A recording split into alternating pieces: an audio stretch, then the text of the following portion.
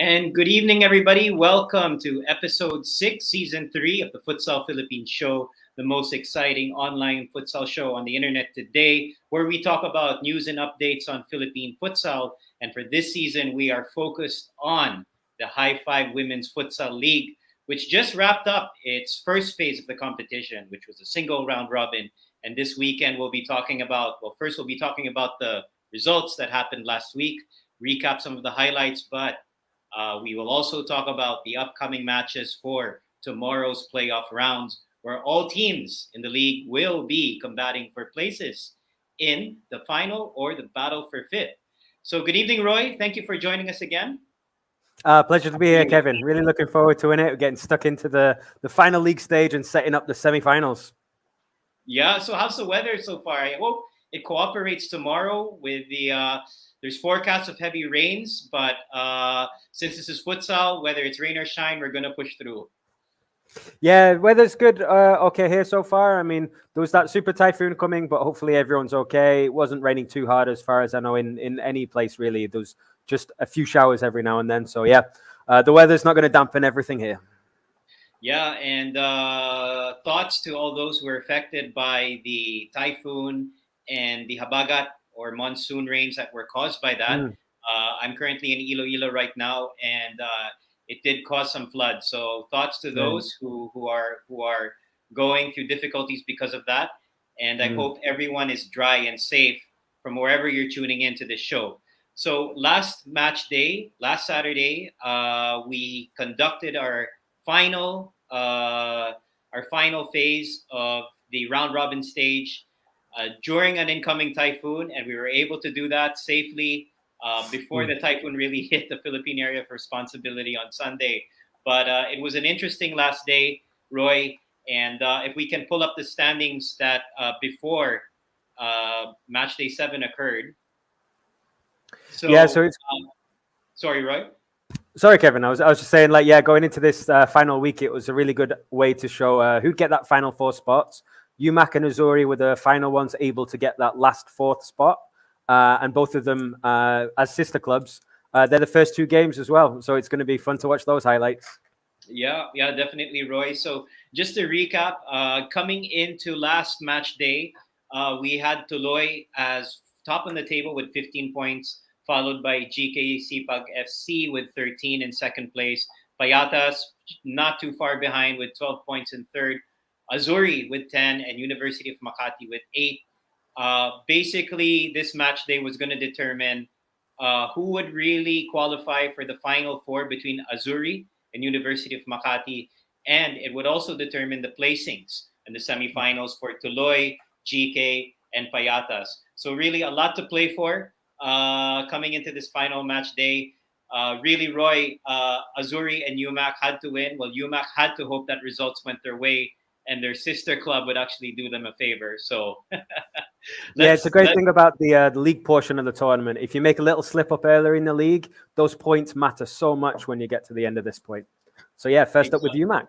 Yeah. So let's take a look at the first match of match day 6, and this is between Tondo FC and the University of Makati. University of Makati had to win this game and hope that results went their way. So let's check that out.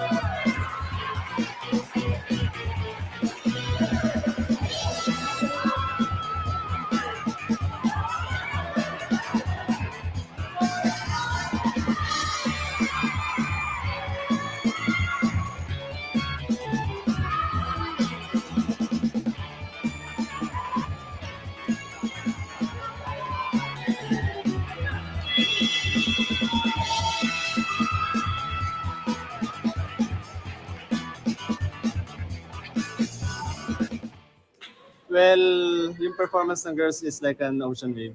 Paalon-alon sila, ups and downs. Minsan kahit natalo sila, they're doing pretty well. Pero sometimes naman, even if they're losing, mababa yung performance nila. It's part of the league. Kailangan nilang mag-adjust sa mga ganitong klaseng competitions. So hopefully, in the next league to come, mas consistent or pataas ng performance nila. Unlike in the first round, wavy, ups, downs, yung mga performance, yung ginagawa namin. Yung nagawa ng mga players. For the second round, of course, we want to get the top in our group. So I think we're in the 6th. So we want to get the champion of plate with the losers bracket. And not only that, kailangan din ipakita pa rin namin or consistent pa rin yung performance ng mga players until the whistle blows. Binigay po namin lahat, kasama ko po yung teammates ko, nagpanalo po dito at makuha po yung ball touches, pero aaralin po namin lahat ng team chemistry po namin. Masaya po kasi po pinagtrabahuan po talaga po namin to and nakaka-proud po sila kasi lalo na po si Sab, gawa po talagang winner card niyo po yung para makuha po yung reward na po na binigay sa kanya. Sister club po namin kasi so siyempre po para po sa amin gusto po namin makasama po sa top 4 pero po if di man po pala rin proud man po kami sa kanila kasi po parang part din po kami ng team po nila.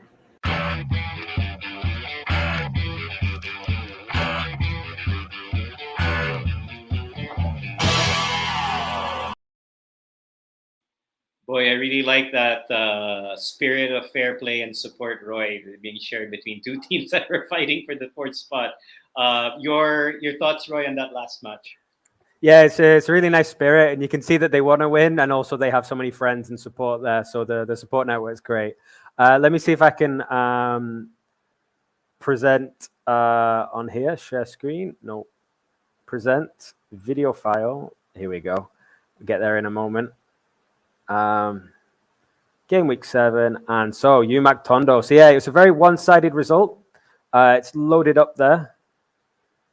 So once that's in play, we'll be able to hear it. And we'll turn the volume down. Nice one. So yeah, there's a lot from this game that we can look at. But what I wanted to start with again was what we've talked about every week, really, is Tondo here are passing so much at the back that they're inviting UMak to press them. And it's nice to see that UMak are coming out of that defensive box and they're really pushing forward. It's great rotation and good passing from Tondo, but when we highlight it at this point, their forward, she has the entire length of the pitch to go before she can score. So even if they get that passing going, Tondo give themselves so much work to do. And this is where UMak were able to take advantage, put the pressure on early, and score loads of goals from there. Yeah, so it was an even start to the game, all in all. When we get to the second highlight, Tondo have a good chance. It'll be dragged wide in a moment. So it's a great chance, and this is still at 0-0. Then UMak have a quick-fire double. So they score from a long-range effort we saw in the highlights. And here, this is a great run from that pivot to get behind her. It's a really nice pass. And they're things that UMak didn't put together as much in previous games. We see the nice play again. These highlights show that UMak have improved their passing. So it's much better passing, much better movement, and they're straight in there. They get the ball, and they try to get forward straight away. So the passing and movement from UMak has improved. And that's what you get out of a league competition, right? Goal number 3 came soon after. It was a long ball. They just fought for it more. But these two clips really show the difference between what can happen there. So UMak have pressed the defender, and they've won it there. Whereas Tondo, they've pressed the defender. It's a bad touch as well from the defender, but she's got her body in the way and she's blocked it. And that's a 2-goal swing, just in the same opportunity, the same chance. And they're the small differences that make such a big difference in the score. So we get to 4-0. I think this is for 4-0. And into half-time. Tondo started strong, but in the first half they faded a bit. In the second half they faded a bit. They had another good chance here, but again, this just shows you how end-to-end it can be. It's a great pass there through, and from Tondo's chance, on one side of the pitch, it becomes UMak's goal on the other. So again, it just goes to show you how quickly the game of futsal can swing across those two chances, these 2-goal swings. That's a 4-goal swing all in all, just in those clips, that really show you the difference that it can make and how it might be 8-0. Tondo aren't that far behind, but this is definitely the best UMak we've seen so far. I totally agree, Roy. I think this was the best game that UMak played, and timely performance because it was a must-win for them. I remember when they first started in the league, UMak was more of a sit-back, counter-attacking side. They played a lot of 2-2 formation, and then we see the evolvement. Of the teams. They're starting to play 1-2-1 now. They're starting to play more attacking, and that's what you want to see in the league. Are the teams, not players, not only improving, but the coaches tinkering around with their tactics and approaches to the game. So it was a very welcome sight. And unfortunately, University of Makati did not make it to the Final Four. No. Oh, spoilers.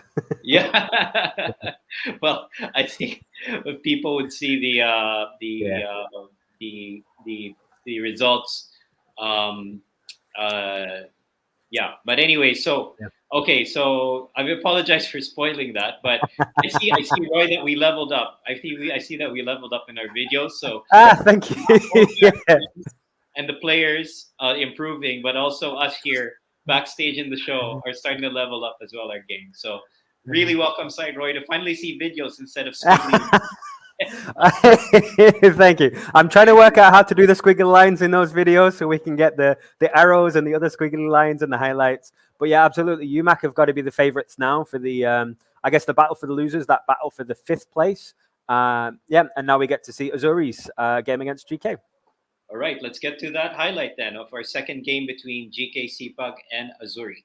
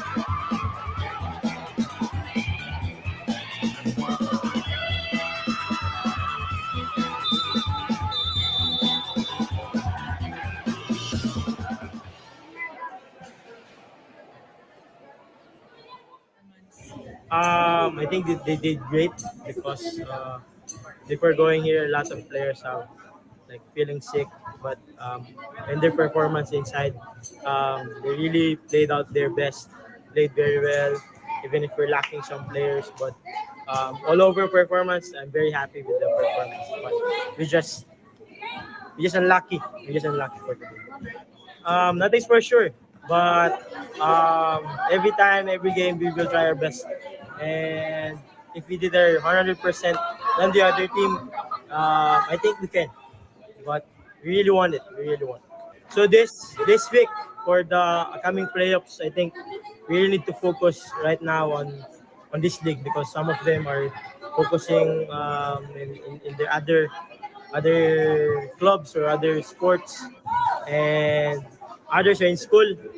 So I think we just really need to prepare well, and in the end, it's still their performances and my coaching to be to do.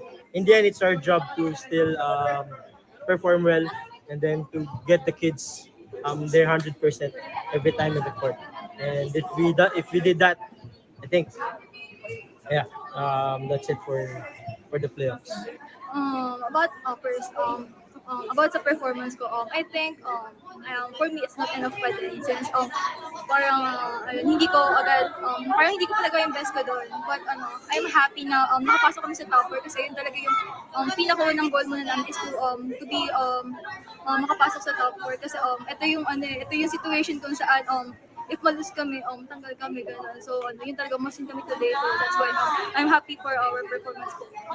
I think we played very well. We showed our heart and our our essence of mind now. We can do it, we can win, we can get into the semifinals. One thing I think we should work on is our finishing. That's what really we lacked on because we had so many opportunities, we had so many passes, so many plays, but we couldn't get that final touch to score and have a better increase of our goals. First of all, we're only improving from here. I can see that we've improved a lot since our first game from organic chemistry. So, dapat lang we win po.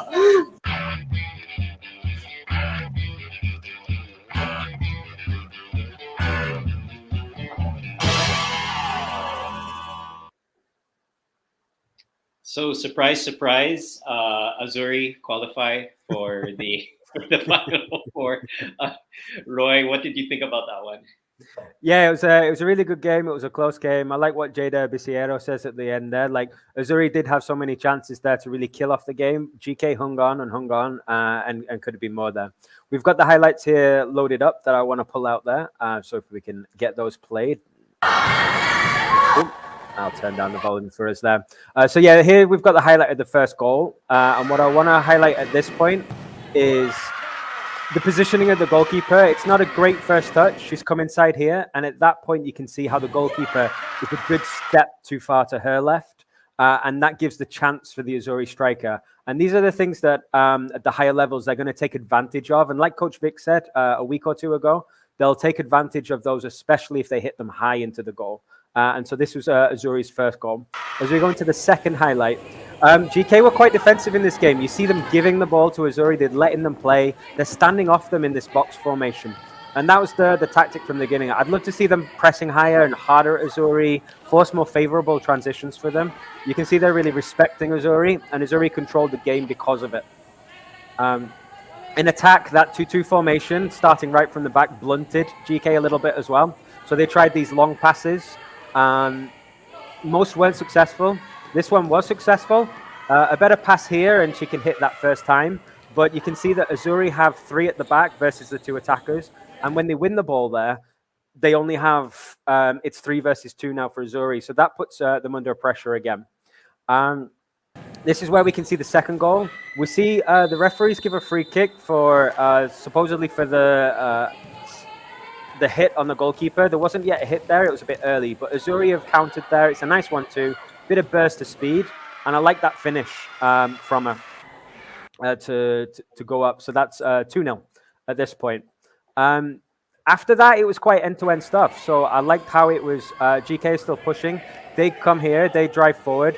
They're really driving forward. Lizzie there, as you can hear Coach Chester shout, is free at the post. She hits the post. Azzurri, the best players will be calm in that situation. They'll play it forward again. And right from that position, Azzurri break, counter, and get the chance. So it's another one there. It's another end-to-end situation here.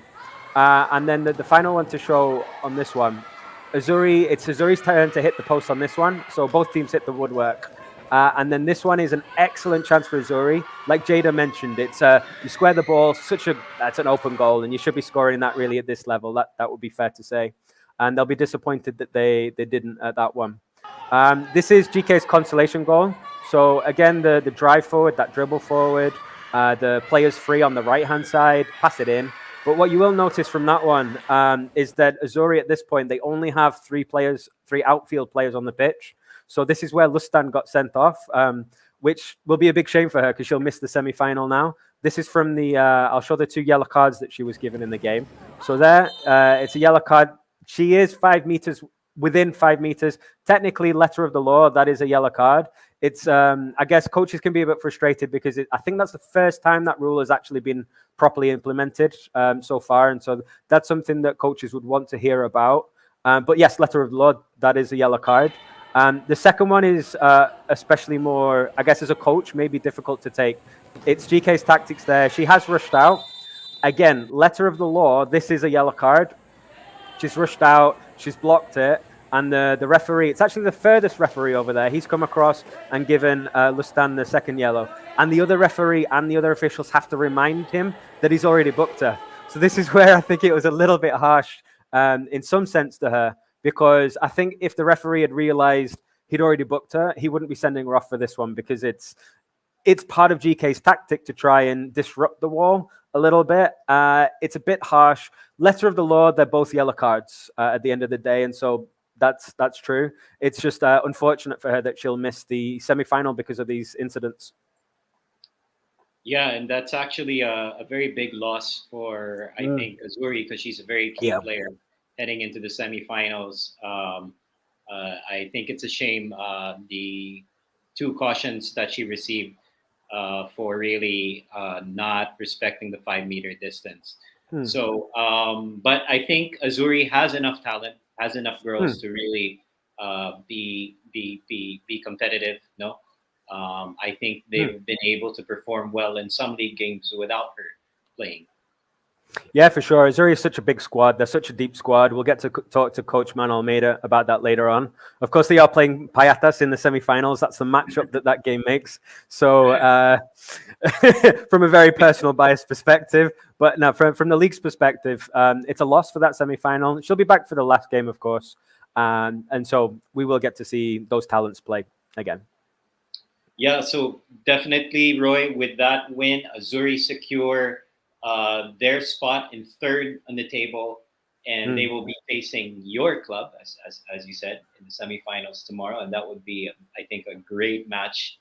And for me, it's from my unbiased view, it's actually a 50-50, maybe a slight edge to Payatas, but you never know.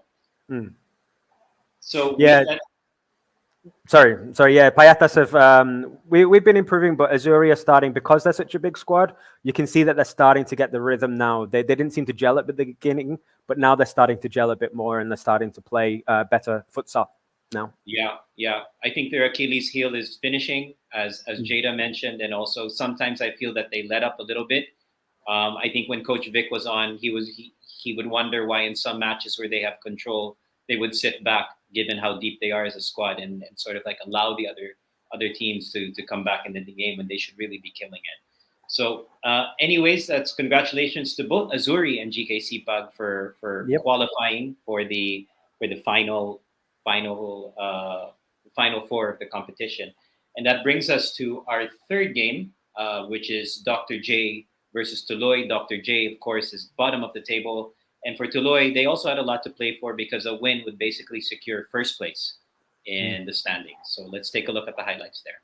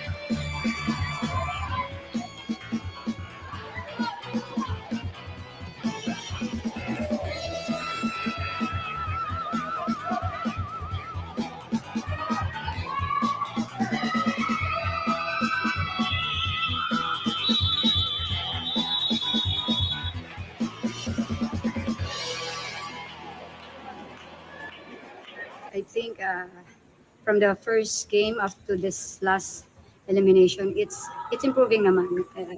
It's getting there. There's some lapses na we need to improve on, but it's getting there. It's improving naman. Some individual nag-improve, but sometimes as a team talagang we have to solve pa that problem. For the next competition, if ever, uh, first, yes, the technical skills sometimes it's not consistent. The the tacticals, we have to improve that, and the fitness, especially the fitness, we have to improve. Yeah, for the second round, of course, we have to win na. Because this one, it's I think it's already exposure. It's already learning from them. So I hope in the second round they can ano, we can get what we wanted.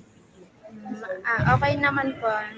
Parang medyo ano po, magulo tignan and di kami organized masyado and nakagawa naman kami ng game ng maayos. Yun lang po.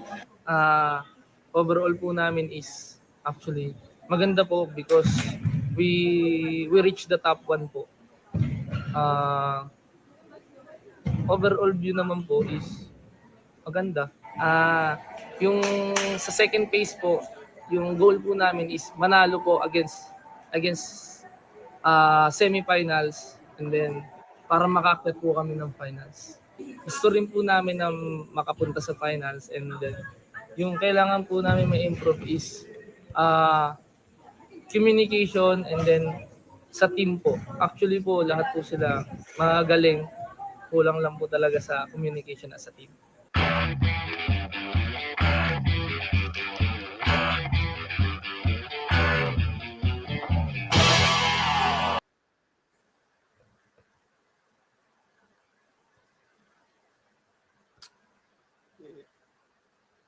You're muted, Kev.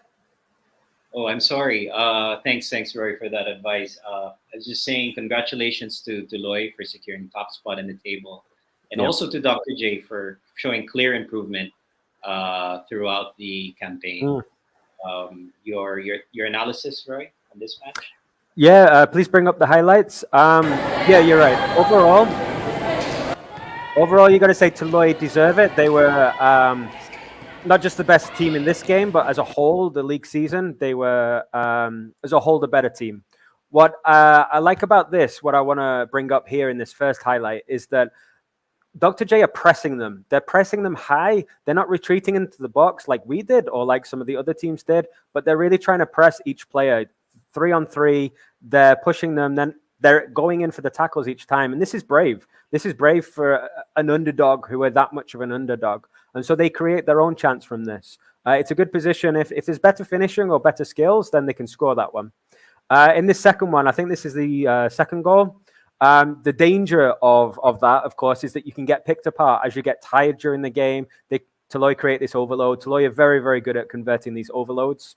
The third goal came soon after a scramble, but here Toloy counter again. It's effectively 2v1, but I think that's Coach Marijan who blocks it on the line in this case. And then it's the same thing here. Dr. J were working very hard through the game. They didn't give up. They could have let their heads go down at 4-0, 5-0, but it's their number 8 now who makes that block, or sorry, number 7, who saves that certain goal on that one. So I just wanted to say, I mean, the score's 5-0. We said it last week that if it's single digits, that's a win for Dr. J from where they've come from, where they've developed. And they didn't just keep it down to single digits, but at 5-0, that's a respectable scoreline versus the top team in the league. For sure. I'm always impressed, Roy, at how well the Toloy girls position off the ball.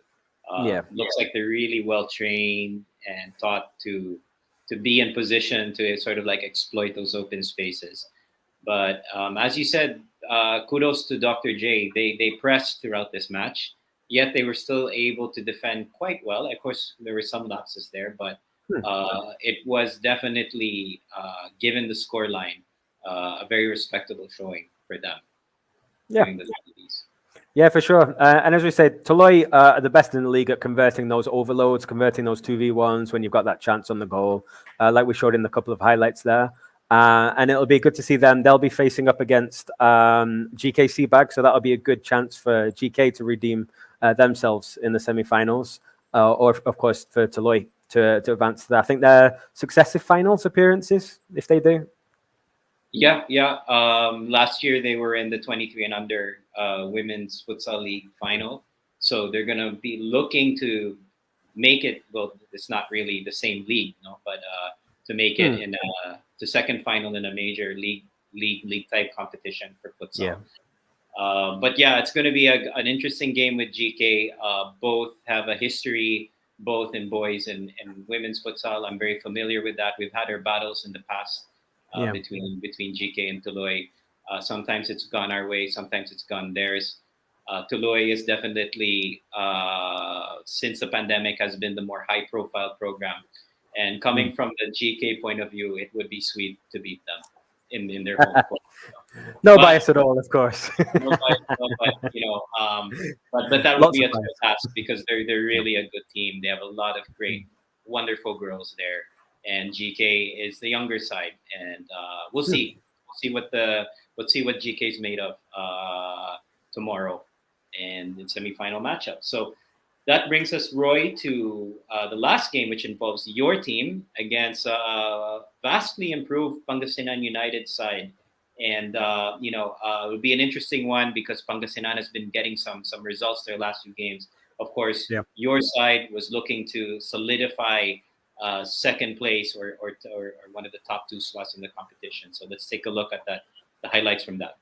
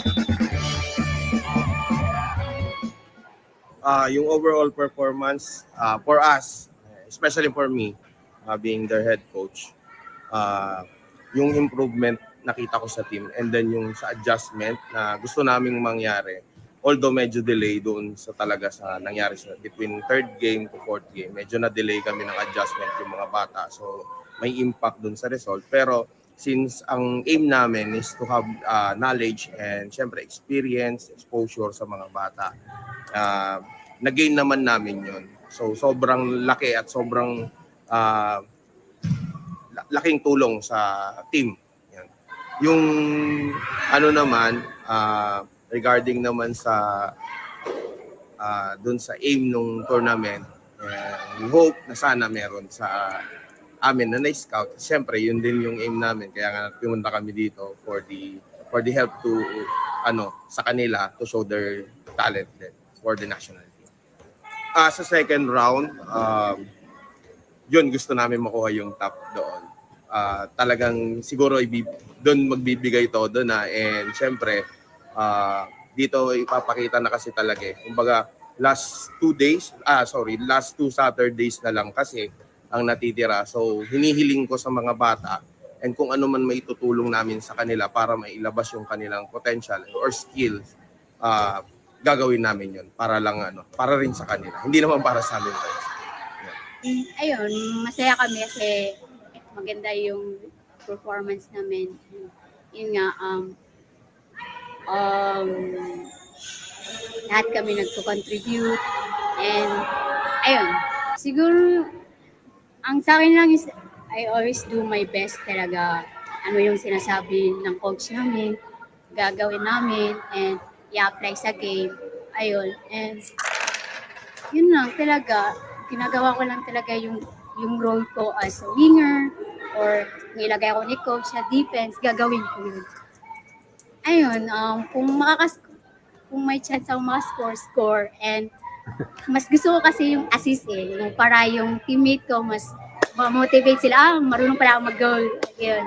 So overall, we can be happy with a lot of things in our performance so far in the league stage. They've improved in a lot of things. Their fitness is improving, the skills are improving, the positioning and the system is improving because we've had to adjust to a lot of the different teams. That said, everyone else is improving. So another score was 9-2, but Pangasinan had quite a few chances as well. And that wasn't our best play. So we really have to fight a lot harder when it comes to the semifinals. Overall, I think we're able to show that we can be one of the top teams. When we play our best, we can beat anyone.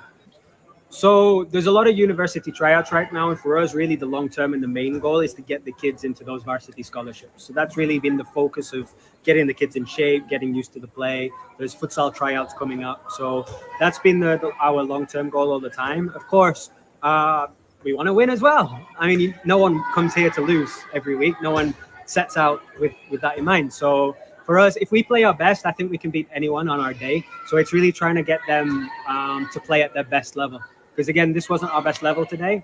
There's things we can definitely improve on. And then, when we face Azzurri next week, we want to show that from the very, very beginning.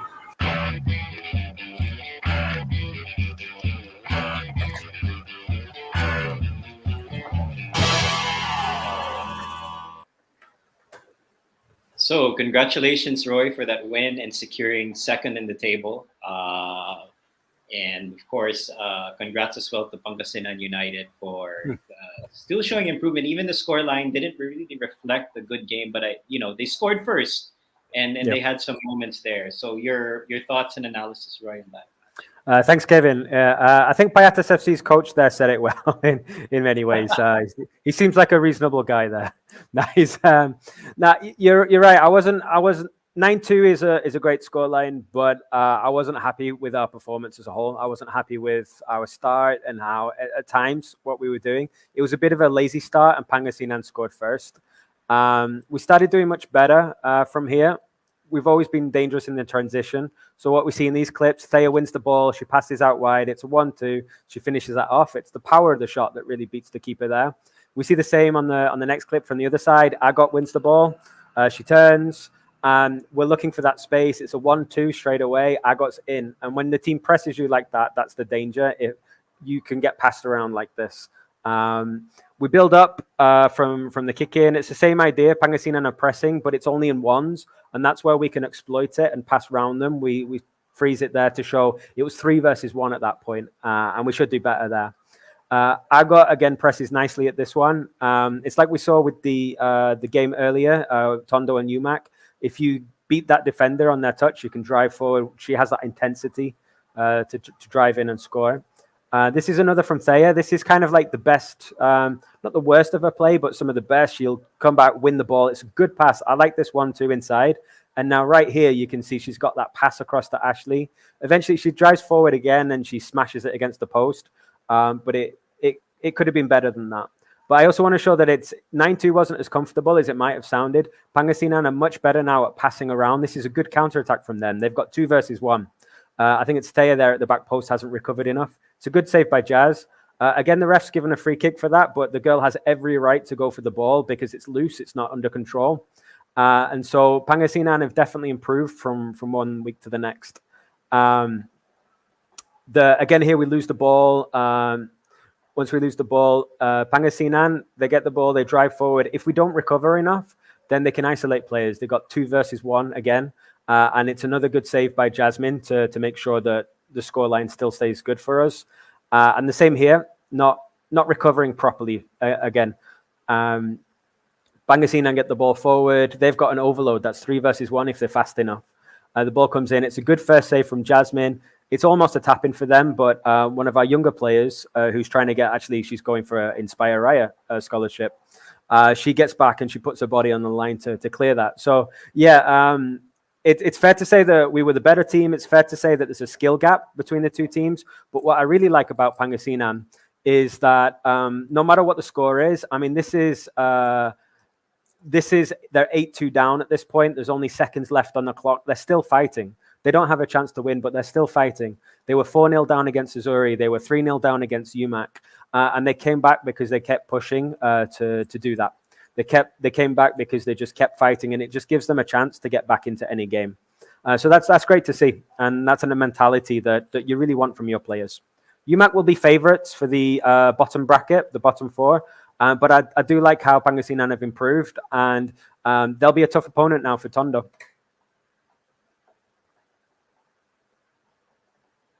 Thanks, Roy, for that analysis. And yes, I totally agree with you that University of Makati will probably be the favorites in the consolation semis bracket. But they will face, I think, some tough competition from Pangasinan United. But anyways, with that match, I think Danton just showed her quality right there. I mean, every week she's always pressing, and she's such a bright personality as well. No. And yeah, for sure. Viewers who don't know, she's actually on the the Philippine national rugby team. No? So she's a multi-sport star, and wonderful. And also, Althea Rebusura scored 4 goals in that game. So with that, I think Danton and Rebusura are the top 2 goal scorers in the league so far. Hopefully, they can sustain it because we have the Golden Boot Award at the end of the season. Your thoughts, Roy? Final question. Your thoughts on who will probably end up as top scorer between those 2, or maybe other girls, right? Well, definitely, we hope it's one of the 2 of them, or they could share it if they keep scoring. Agot gets more chances in front. She's got that intensity pressing. I'd like Thea as my defensive winger because she can get the ball, and like we see here, she wins the ball, she drives forward, and that's where a lot of her goals come from. She gets the ball, drives forward when she does. I think Agot overall will pip her she's probably the favorite for the Golden Boot. Agot is probably individually the best player I've coached. She's come from SOS Davao. She came across the Payata several years ago. She wanted to get involved in coaching and developing. On the pitch, she just has an intensity that very few players have. And she'll do her best with each one, not just for herself, but for the team as well. So I really love her attitude and how she's pushing and fighting all the time. Well, I'm looking forward to see those 2 girls and everyone else on your squad play against a deep and loaded Azzurri side, because you also have some fantastic players in Azzurri. So that's going to be a cracking semifinal match tomorrow between you and I think he's coming on this show soon, right? But before we get to our next guest, let's do a recap of match day 7, the final match day of our league. So again, in the first game, University of Makati really took care of business, winning 8-0 against Tondo FC. They had a chance to qualify for the Final 4, but in the second game, Azzurri edged Gawad Kalinga 2-1. So by that result, that means University of Makati falls to 5th place and Azzurri qualifies for for the Final Four with the number 3 ranking on the table. Then, of course, in the third game, Tuloy FC wins 5-0, securing their top slot in the table and the number 1 seed. A good showing by Dr. J, having a respectable score there, showing that all the teams have improved throughout. And then, of course, in the last match, the one we just saw, your team, Roy Payatas, beat Pangasinan United, a tough Pangasinan United team, 9-2. So if we look at the final standings for the first phase of the league competition, Tuloy is number 1 in the table with 18, followed by Payatas, second place with 15. Azzurri is third. They're actually tied with Gawad Kalinga on 13 points, but due to a superior goal difference, Azzurri gets the number 3 seed.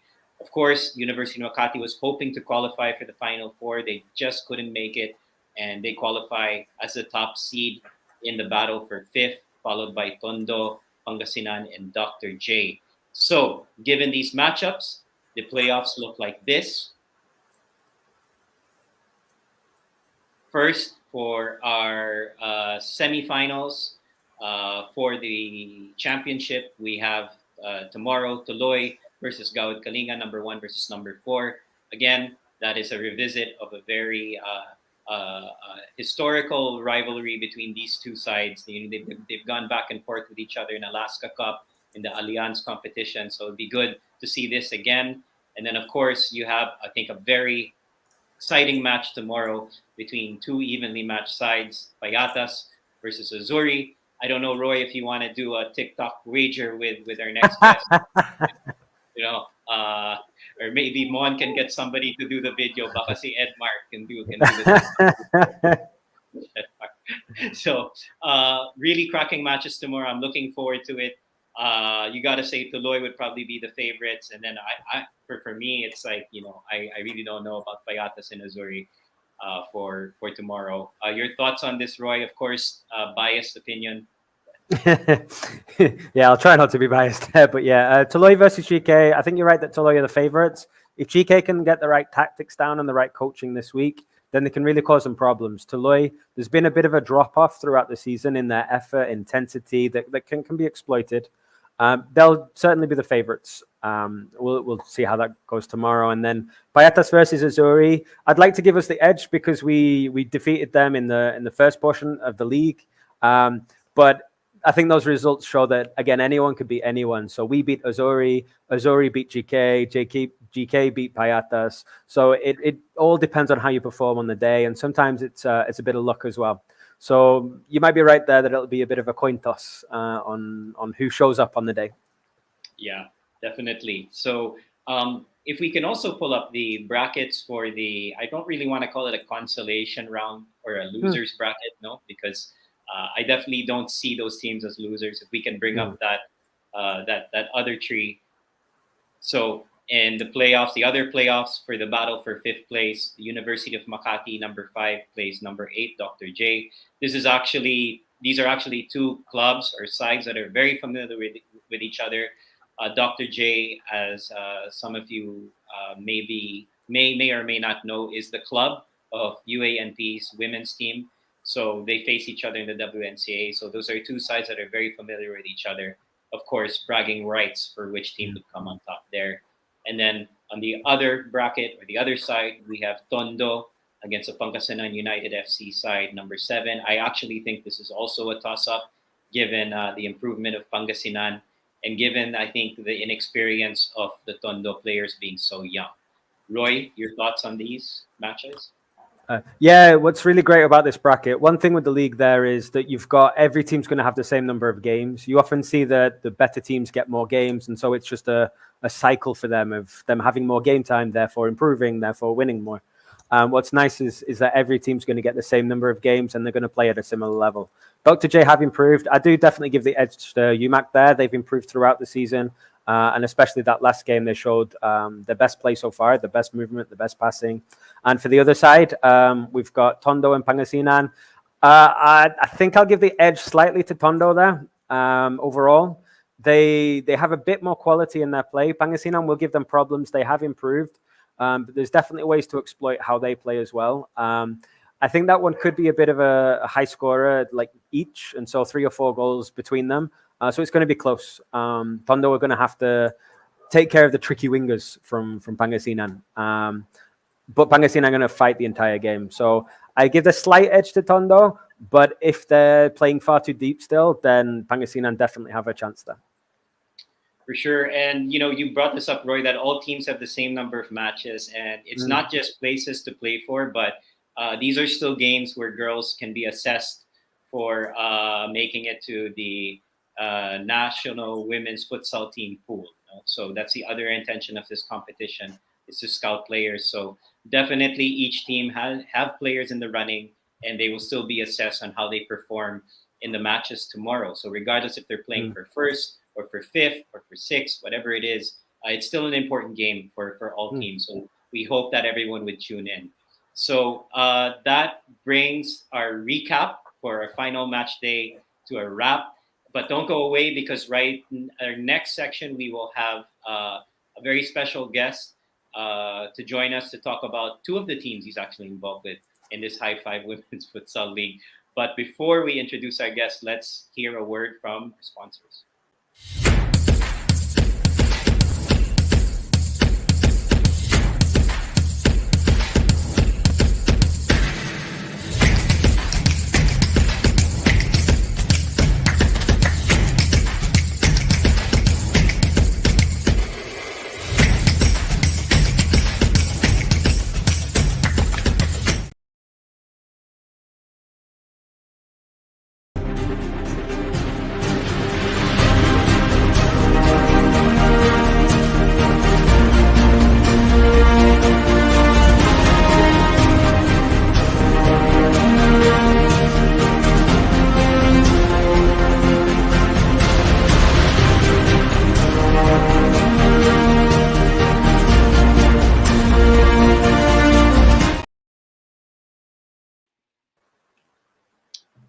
Okay, so that brings us to the next phase of our show, and we'd like to welcome a warm welcome to a very special guest, Ramon Almeda. Mon is the owner, team manager, and coach of Azzurri SC, which is really a club with an umbrella of several teams under it. A very active guy in terms of development of women's football in the country, and somebody I really respect for investing so much in the women's side of the game. Of course, he's also the coach and team manager. I wouldn't call him the owner, but he's one of the main movers and shakers in the University of Makati. So these are two squads that are competing in this High Five Women's Futsal League, and their presence really elevates the competition in this league. So I'd like to say good evening and a warm welcome to you, Ramon. Welcome to the show. Like, where are you calling from? Sorry about the lighting. Right now we're actually in UMak because the girls have training. We have training from 6 to 9 every Friday. So I'm actually in the car so that they can see me. And I told them to start training early so that they can watch. Okay, that's actually a good tactic. Oh, that's probably, I see Roy's a bit fidgety in his chair right there. Oh, they're training, they're preparing for my team. We practiced futsal yesterday, so we're getting ready for Roy. Okay, well, we'll see if all that hard work paid off, Mon. But Ramon, for those who don't really know you, for those who be watching this on the replay, can you explain, Mon, like your journey in football? Like, how did you fall in love with the sport, and how did you start and to get to the point of having this Azzurri SC? I think the passion for football started way back. One is I grew up in Italy, so you have the influence of the European clubs. You have we play football wherever we can when studying. Well, yeah, Azzurri came from that. The name was actually derived from that because the Azzurri is the national team for Italy. So when my kids got into the sport and they were looking for a club to play under, I decided to form, name it Azzurri FC, so that their friends can join and they can play. And that's always been the drive and the thrust of Azzurri. is that anybody who has the passion, who wants to play, can play. We don't. My players know that we don't select based on skill level. We do not hold tryouts. If you want to play, all our players, different skill levels, they all get to play the same sport. They get to compete. They get to join tournaments. We put them in lineups, and that's how Azzurri started. It was formed initially for my kids so that they have a club to play in. But I also joined other clubs as a parent, and then my kids to get extra training. But I guess differences in philosophy also changed, and the clamor by a lot of other players and parents for me to put up my own club and run it with them in mind. That's how it all started. My first major, I would say, major club under Azzurri was an all female club. We started with around 20 girls, and from there we grew, and I'm happy. And even without directly recruiting players, we're growing. We're growing. We're right now. We started from 20 girls. We're right now easily at around 80 to 90 girls, and yeah, and we find ways for them to play. And these are girls with different skill levels. You have girls with fantastic skills. You have girls that are starting out. You have girls that have been with me for the past 8 years that are now starting in their own respective teams as varsity players for UMak, and that's the reason why Azzurri is there. Definitely, Mon. Just for my understanding, so you said you started with 20 girls, now you're 80. Can you give our viewers an idea of what the Azzurri family looks like? Like how many teams do you have?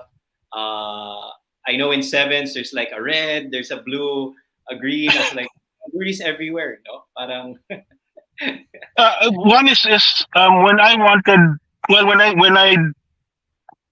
want to help out the development of football. We started. I had the passion to develop the women's side of football. I always said that the women's side would always be the side that can make the World Cup and all of this. I told the youth coaches way back, Coach Let, Coach Manuel, that it's the women's that have to be given the limelight because they can make it to the bigger stage. And I was focused on football. So when the sevens came around, and Anton was thinking of putting up the women's category, I told him to just go ahead, put up the category, and the teams will follow. And we were lucky enough to have 8 teams in the first season. Azzurri had 2 in that season. And as sevens grew, the number of teams grew. And Azzurri, during the last sevens that we participated in, we had 5 teams for the women's. The reason why we had 5 teams is I also supported the development and the practice of 2 collegiate teams. So we had the Azzurri Verde, which was, of course, LaSalle, because my daughter's in LaSalle. And then we had the Azzurri Diliman, which is the UP team, just to get them preseason practice. Because coming out of the pandemic, none of them had practice, none of them had game time. So the only way for them to get back in shape and to play was for someone to help them and put them in a league. And 7S was enough for them to get fit and prepared for competition. So, and then of course, I had my UMak varsity team participating. And then I had 2 Azzurri teams. Azzurri teams composed of players under the Azzurri club. These are players that are signed up under the Azzurri club. So that's why I had 5 teams in the women's category for sevens. Nice. And how about the shift to futsal? So you joined the previous league last season, which was the under-23 women's at UAMB. Why did you start to get involved more and more with the futsal side of things? I had no idea of the futsal game. We were invited because when I started here in UMak, that was we had a team for futsal, and we got invited with Coach Edmar to join the league, and it was a league wherein we could feature girls for national team.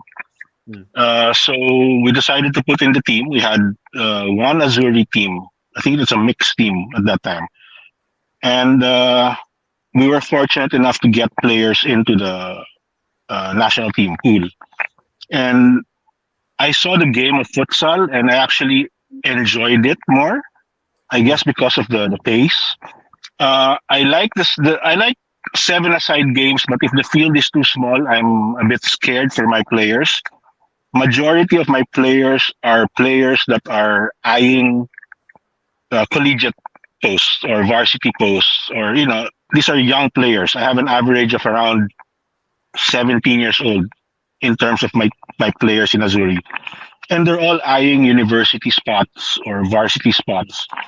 And to play small-sided games against more seasoned girls, I guess, and girls that probably just had their chance to play and now are just playing on weekends and don't have anything to really lose. It's dangerous for me. I'd rather look out for my players and put them in a tournament wherein I know they're safe. That's why we even have that's also the reason why I brought in our own PT to take care of injuries. It's more of taking care of the girls, making sure that the opportunities that come across, they have a chance. They're not injured because of their playing wherever, whatever small-sided game. In fact, I prohibit them from playing mixed open games. So they're not allowed. They all know that they're not allowed to play any open play games, mixed games. They have to ask permission before they do. And that's all because I think futsal is giving them more of an opportunity to show what they can do. It's for me, it's a very it's a tactical game. It's a very you can see the way the girls play it, the way they think in the court, and that's what I want to see. That's why I started supporting futsal. Kevin knows that with the first national team, I came in after the selection. I came in and wanted to support the national team even more and be more active. And then that's I think that's why now I have the passion towards futsal more than the small-sided football games. Of course, we do still join the 11-a-side games. Azzurri is fortunate enough to have been invited the second time is this June to join the PFF Women's League, the 11-a-side. But that's because I also have girls that want to focus on football. So if you look at the list, in fact, I asked the list of all my players, and I asked them to list down where they want to play, futsal or football. And from there, I decide where to put them in what tournaments. So I have roughly an equal division of players for both for futsal and football. And that's it. That's why I'm more into futsal right now, and that's why I want to help out more. Push the girls towards that area. Yeah, and you had two teams in contention for the top four going into week. How is it going into the final day for that? Like, how do you talk to both teams knowing that only one of them at that point could make it to the top four? Depending on the results also. Actually, I think it was the episode before that match day, wherein I think Coach Vic mentioned that it will all depend on the coach. If he wants one team to move up or the other team to. But for me, both teams actually had to. I didn't tell them much. They all knew They all knew the rewards for playing well on that day. I was happy that UMak got a fantastic win on that day and proved that they can compete.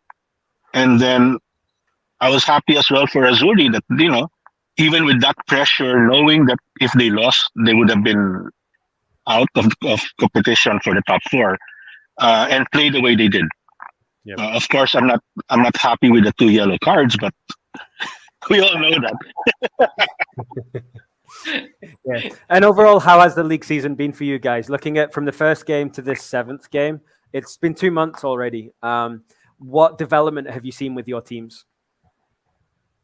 For my teams, actually, from day one, I think up to this point, they've started gelling. They started, the chemistry is there.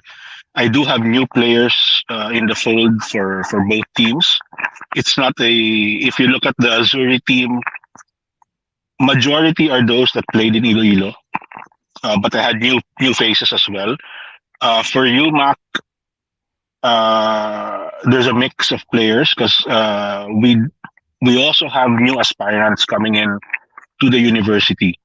So this is basically a team that we're trying to see how far they can go with the proper training.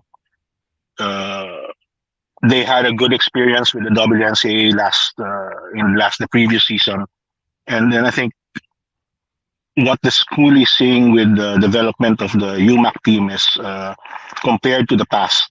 They're very happy with it, so I want to continue that. We want to bring in, fresh minds in terms of coaches. We were trying to bring in a lot of coaches that can contribute to how they play the game, and both for Azzurri. And I think that's why the improvement is there. We're trying to increase the intensity of their trainings as much as possible.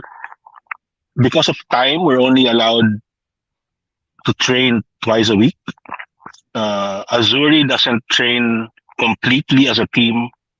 They do only on a Thursday, and some of the players don't even make it because some of the players are, they stay away. They stay in Batangas, Laguna, wherever, and because of classes, they can't come over to train during the afternoon.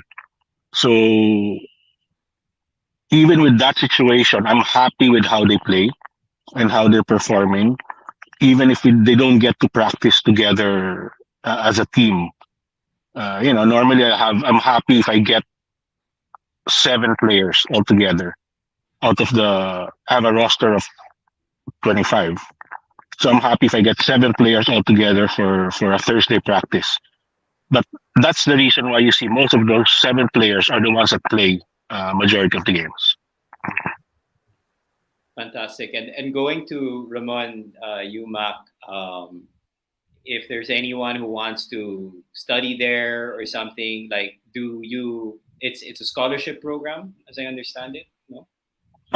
Yes, in fact, right now, what we're doing, the program that we have right now for UMak is it's a scholarship program for those interested to come to UMak.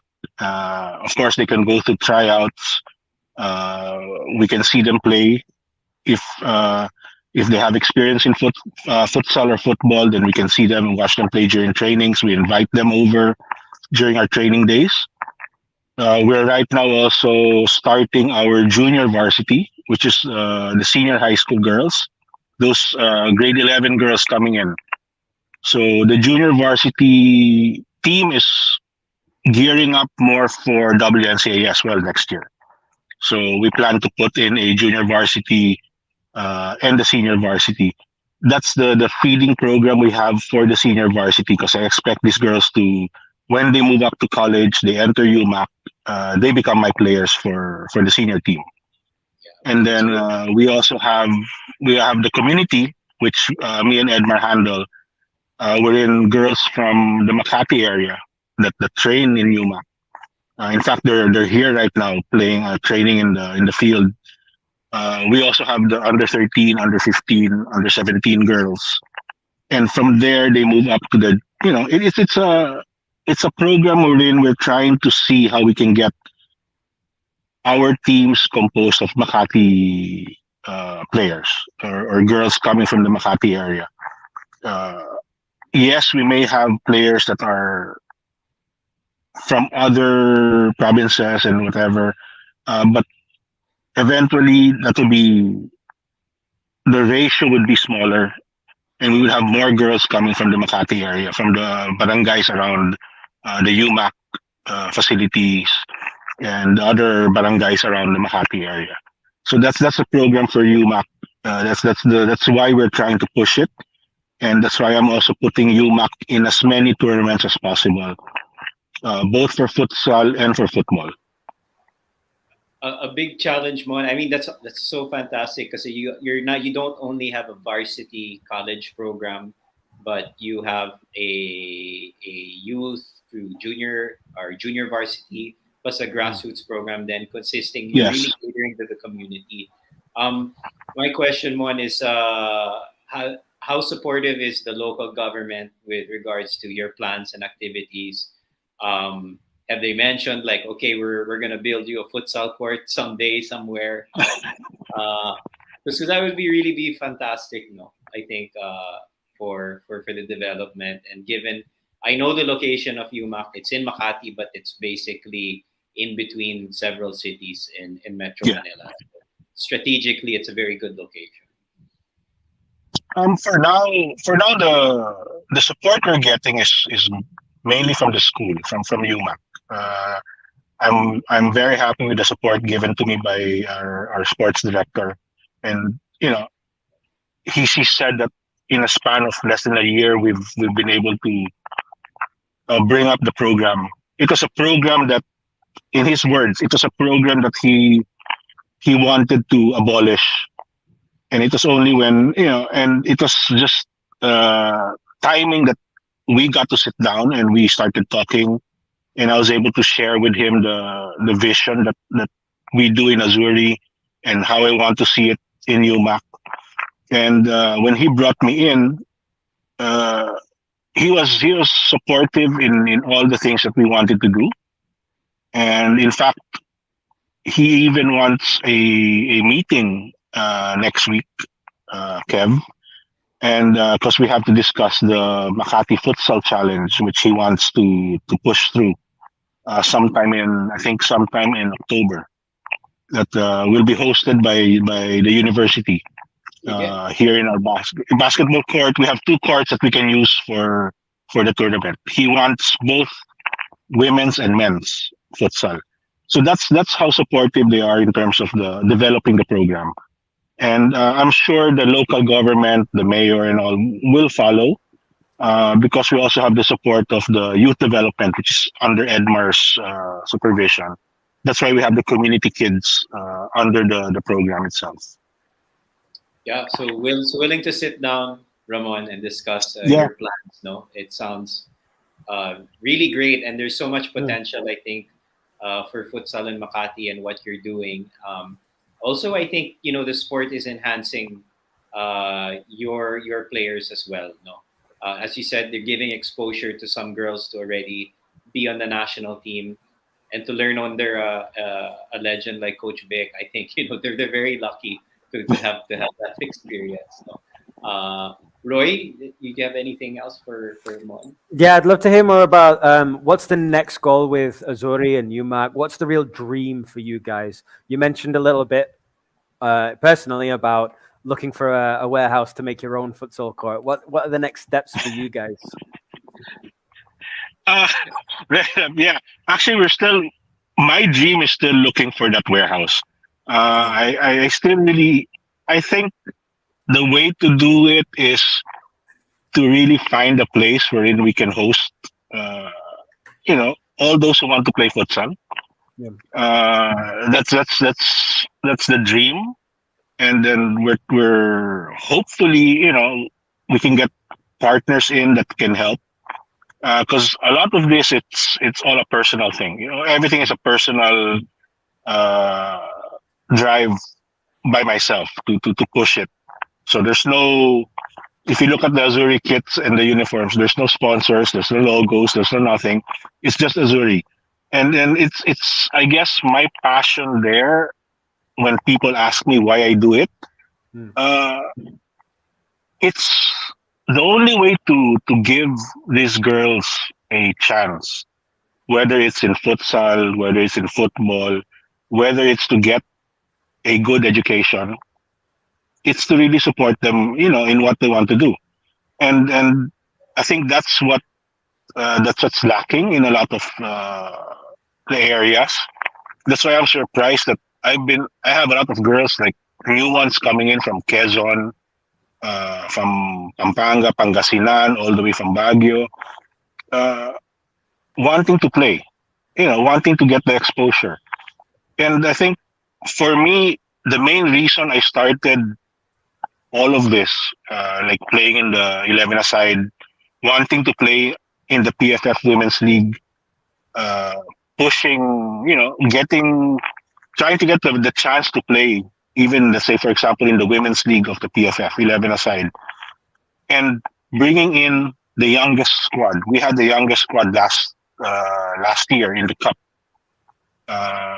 Attorney was even saying, yeah, you have a young team with young players, but even with young players, we were able to show what they can do. And the reason for me there is I want to highlight these girls. I want to show them, because the only way for them to get seen by coaches, Coach Anto, Coach Hans, Coach Let, or the other collegiate coaches for UAP teams, is for them to play against them. And being given the opportunity to put them in the PFF league was the biggest thing for me. Uh, you know, for me, it's fantastic when a coach approaches me and asks me, "Mon, who's number like this? Who's number 8? Who's number 10?" Yeah. Wanting them for their collegiate team. And the only thing I tell the coaches is, look, if you want them, let me know. And then they can go to tryouts. We have friendly games. Our friendly games, we played against Ateneo, we played against UP, LaSalle. I don't back out from having friendly games against these colleges. Why? It's a way for my girls to show what they can do. And for me, that's why I'm happy here in UMak, because I'm able to give, aside from being able to give girls scholarships to study, it's a way for me to see how they can improve, not just in the sport, but in the future, and what happens to them after futsal, after football. If they can graduate with a degree, then that's, for me, that's my highlight. That's what I leave to them. It's not all about the game. It's looking further. And I think that's the reason why we're getting a lot more girls in, and even the boys are starting to come in. We already have the under 23 men's playing in the Pacquiao Cup. So slowly we've never entered a year wherein we didn't have players. We've been increasing by numbers, and I'm happy to see the numbers. We lose some players to some teams. I'm okay with it. If that's their choice, then they can go with those teams.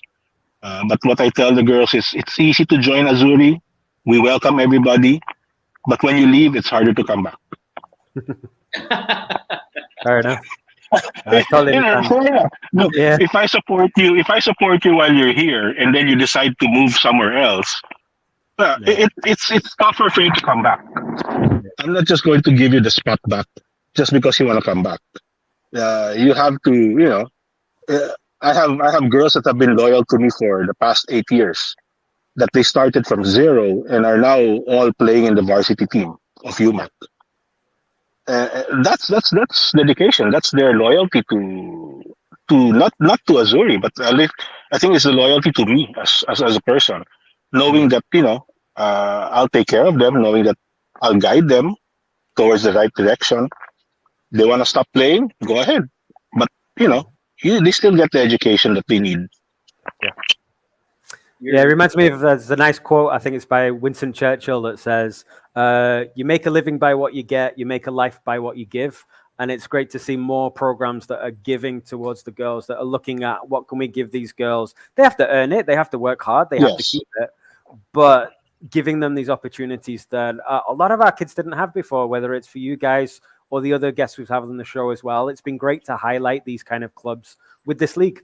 So congratulations. It's great to see. Thanks. Yeah, that's why I welcome the players. I have players from Pangasinan United that play with Azzurri. That's why it was, we had tough matches against them, but I was happy because I have players that have played with me in Azzurri. Some play 11 aside with us. Some played in the sevens with us. So, you know, it's a nice community to have. And then Azzurri is always open. Again, we don't recruit. We don't go out and ask girls to join us. Usually, the girls that join us come from their friends. Their friends are the ones that tell them, "Look, join us there, play in Azzurri," and I think that's how we grew as a club. Definitely make friends, have fun, and be as inclusive as possible. No? Yeah. Mon, I know you're taking care of around 80 girls, pretty much. You have all this going on. Is this your main focus, day to day, or are you still doing something else no, aside from football, or is this like your quote and unquote day job? No. Yeah, it is actually my permanent job. I retired or I stopped working in the corporate world a few years back before the pandemic started, and during the pandemic, I decided to formally register Azzurri as a club. It's registered with the SEC, BIR, and all these things, and get the business permits so that we can, if asked to play like in the PFF and all, we have the documentation for it. And it's my day job. It's basically 7 days, the whole week. I think I only get Sunday and Monday off. But Sundays I also have to play because there's some tournaments that end up on a Sunday. So I usually get Monday off, and that's it. It's all football or futsal. Fantastic. And I think football and futsal are really blessed to have you helping out and fantastic work. I mean, I like when I found out how many teams you're taking care of and your dedication to these girls. It's really inspiring and admirable. Roy, any final questions for Sir Ramon? Or Sir, what's sir? Just that, I really look forward to hearing more about how, if it's possible to build that. But it was great to hear from you about how you want to develop things within that community. Keeping it within the community of Makati and having that base makes such a big difference to everything. And yeah, good luck on that one. And we look forward to being very friendly rivals down the road. Tomorrow will be a fantastic game tomorrow. Walang pustahan ngayon? Wala? Walang pustahan. No betting today. It's a TikTok video lang, ang wager. I'll have my team do the TikTok. I like that. We can bet on the team having to do it instead of us. Instead of us, instead of us. Sige, so it'll be the team, all right? Okay, whoever loses will have to do a TikTok dance for. Yeah, the players will do the dance. Okay. So thank you, Ramon, for coming on, sharing your story, your advocacy, your mission, and really listening to your want for a legacy for yourself, but also for Philippine football, no, specifically with the women's game. We're so honored to have you because you're right. The women's is really the low-lying fruit. We saw this with the women's football team qualifying for the World Cup. Yeah. But I honestly, truly believe that we have something with women's futsal if we just continue down this path and continue to grow what we started here. Hopefully, we can have like that warehouse, and then we're all chipping in and having our league there, courses there, somewhere down the line. If we attract it, it's going to happen. Because I think for me, I was talking to Vic. For me, the way I see it, I want to see us. I want to see us playing in the Sea Games in the next Sea Games in Thailand. So Well, not far away. Thailand's the host next, so Yes, and they will have the futsal for sure. they're gonna have women's futsal there. So Yeah. So I think that's the goal that we want to put. I think that's the goal that we have to have. I think so that the girls will be pushed as well. I think the goal should be qualifying or being able to join in the Sea Games as a futsal, so that internationally they know that, hey, the Philippines has a women's futsal team. Yeah, for sure. And our friendly that's going to be coming up, FIFA has already taken notice because they want to do a feature sometime this year on what we're doing with women's futsal. It's going to come because as I mentioned in our meetings last December, FIFA already said we're definitely going to organize a women's futsal World Cup. They don't know when. I think it's going to be in the next 2 years, but that gives us enough time to have, I think, a competitive chance to do well there. Yeah. Actually, Mon, the crazy goal is to host that event in the Philippines.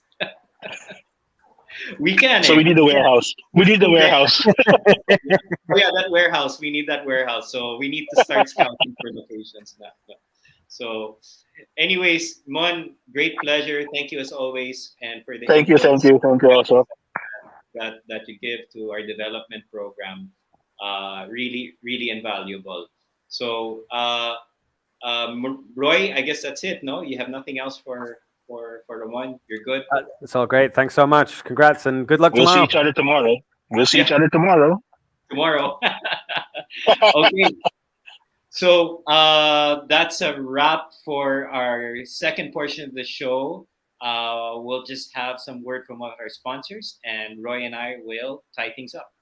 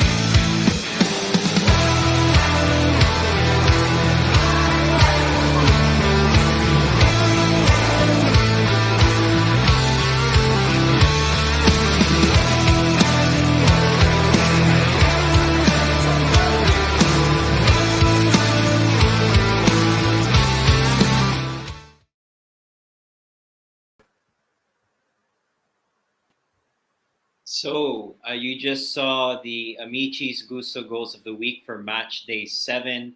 Again, these entries or these selections will be subject to a vote. So you can vote for the Gusto Goals of the Week match day 7 at the link below. And the winner will get a free gift certificate from Amici's. So, Roy, great discussion there with Ramon. I know you had some good thoughts about his program, but tomorrow it's all business. I think it's one of the nice things about this league is everyone does know everyone and they are supportive of each other. So yes, of course, we'd be really upset if we lose tomorrow. At the same time, it's nice to see everyone progressing and everyone getting better. So yeah, we look forward to that. And I know our production staff backstage are very happy that there's a TikTok bet on the table now. Yes, there is. So if you just tuned in and didn't catch it, whoever loses tomorrow's match between Azzurri and Payatas, their players will have to do a TikTok video. And I think the winner has to choose which TikTok routine to dance to, because that was the wager that Roy and I had. The winner would have to pick which TikTok routine to do. Nothing too lewd, please, guys. So just make it a wholesome TikTok video. Yeah. So speaking of tomorrow, just to review our matches for our playoffs, the semifinal round are as follows. We kick off at 8 a.m. for the battle for 5th, the first semifinal between number 5, University of Makati, and number 8, Dr. J. That's a WNCAA derby, 2 teams who compete in the Collegiate Futsal League. Then after their kickoff, depending if it goes an extra time or not, if it doesn't, the second match will start at 9:15 a.m. This is the big one, the big matchup between number 2, Payatas, and number 3, Azzurri. Of course, we'd want to see who would win that TikTok wager. The next game, kicking off around 10:30, will be the semifinal between the top seed Tuloy against number 4, Gawad Kalinga. Tuloy is favored in this matchup, but you never know in games between these two teams. During the round robin, Tuloy beat GK 9-1, and I think GK is looking to make amends for that tomorrow.